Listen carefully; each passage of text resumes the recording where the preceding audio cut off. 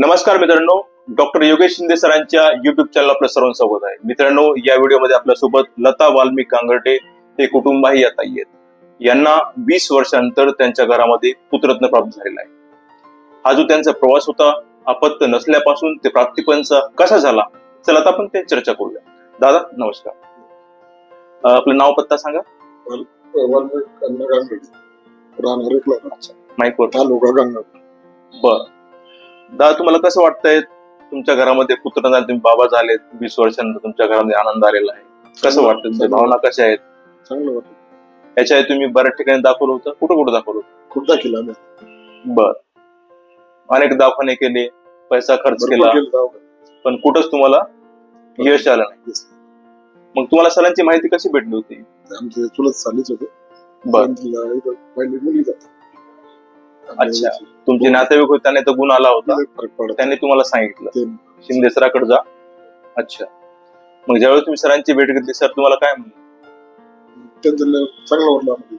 सरांनी तुम्हाला मार्गदर्शन केलं असेल, सांगितलं असेल. टीम पण चांगलीच. बर, आणि त्यांच्या सांगण्याप्रमाणे तुम्ही ट्रीटमेंटला सुरुवात केली आणि तुम्हाला गुण आला. ताई, तुम्हाला कसं वाटतंय? तुम्हाला मुलगा झाला, पुत्ररत्न प्राप्त झालेला आहे आणि खूप मोठा कालावधी झाला होता तुमच्या लग्नालाही, है ना? तुम्ही जवळपास आशा सोडून दिली असेल. आज तुमच्या घरामध्ये आनंद आहे पूर्ण? बरोबर, तुम्ही पूर्ण समाधानी. बरोबर, तुमचा इथला अनुभव कसा होता? सरांची ट्रीटमेंट कशी वाटली? पूर्ण स्टाफ कसा होता? कर्मचारी सगळे कसे होते? सरांची वागणूक पहिले आम्ही केलं. पूर्ण स्टाफ वगैरे कसा वाटला? सगळं चांगलं आहे, खर्च व्यवस्थित होता. सरांचे आभार. थोडक्यात त्यांच्यात आम्ही त्यांचे उपकार पण विसरलो. बरोबर, 20 वर्ष म्हणजे आम्ही खूप प्रयत्न केले. हा, तुम्ही अजून तुमच्या जवळपासच्या गरजू पेशंटला सरांची माहिती सांगा. सांगतो. माझे लगेच आता एक मित्र होता, रवी काळे म्हणून.